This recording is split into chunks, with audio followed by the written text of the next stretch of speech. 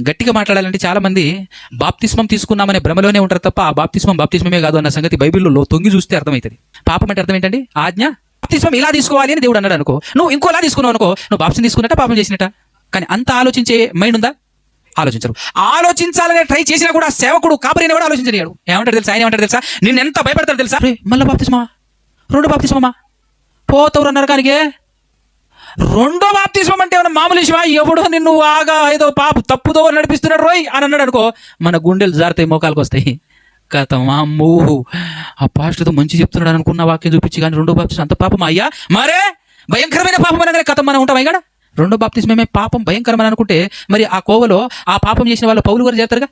పౌలు గారు కూడా ఇచ్చారండి రెండోసారి బాప్తిస్మము. ముందు తీసుకున్న బాప్తిస్మము సరైంది కాదు అని మరలా బాప్తిస్మం ఇచ్చాడు పౌలు గారు. అంటే పౌలు కంటే పండితుడు మహానుభావుడినా?